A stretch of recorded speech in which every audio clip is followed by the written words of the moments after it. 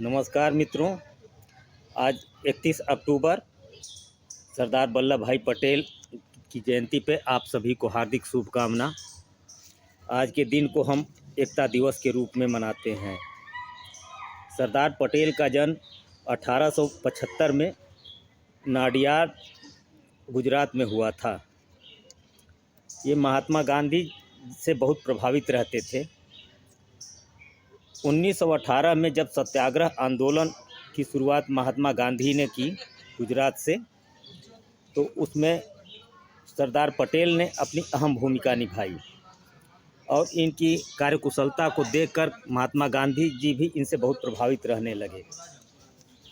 और उस आंदोलन में 1919 में जाकर रोक भी लग गई कर वसूली को लेकर के। फिर इसके बाद दूसरा आंदोलन शुरू हुआ बारदौली। 1928 में शुरू हुआ ये आंदोलन, और ये आंदोलन शुद्ध रूप से सरदार पटेल के ही नेतृत्व में लड़ा गया था और इसमें सरदार पटेल को सफलता मिली और अंग्रेज पीछे हट गए अपने से। फिर सत्याग्रह आंदोलन, बारदौली आंदोलन, फिर 1930 में नमक सत्याग्रह आंदोलन चलाया गया था महात्मा गांधी जी के द्वारा, जो 1931 में समाप्त हुआ।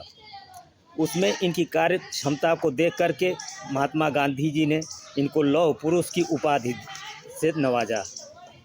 और इससे पहले ही 1928 के आंदोलन में इनको सरदार की उपलब्धि मिली थी।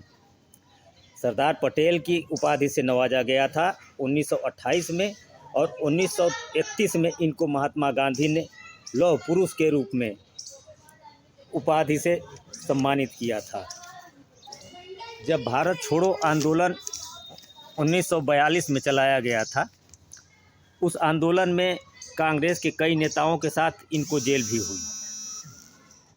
साल तक ये जेल में रहे।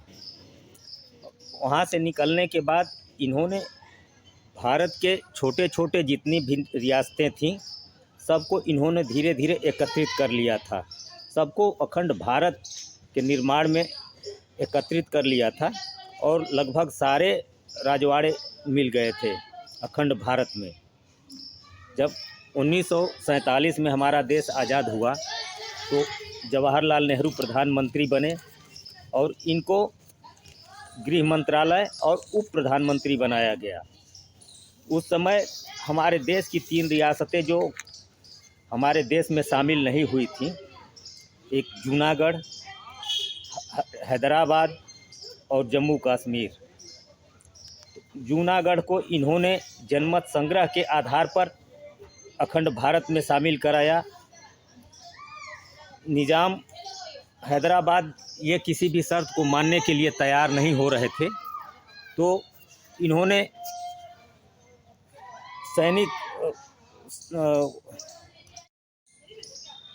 कार्रवाई करने का आदेश दे दिया, जिसके डर से हैदराबाद निज़ाम भी भारत में शामिल हो गया।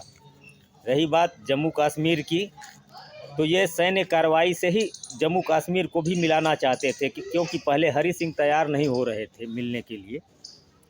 लेकिन अंत में इस पे हस्तक्षेप जवाहरलाल नेहरू ने किया। लेकिन बाद में कुछ परिस्थितियां ऐसी आई कि हरि सिंह खुद ही आकर भारत में अपना विलय पे हस्ताक्षर कर दिए थे। तो अखंड भारत के निर्माण में इनका सराहनीय योगदान रहा है। ऐसे महान नायक, महान पुरुष, त्यागी इंसान, जिनका हृदय गति से 1950 में निधन हो गया, एक ऐसे महान नायक को हम आजीवन कभी नहीं भूल सकते।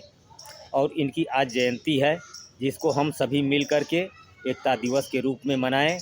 जय हिंद, जय भारत,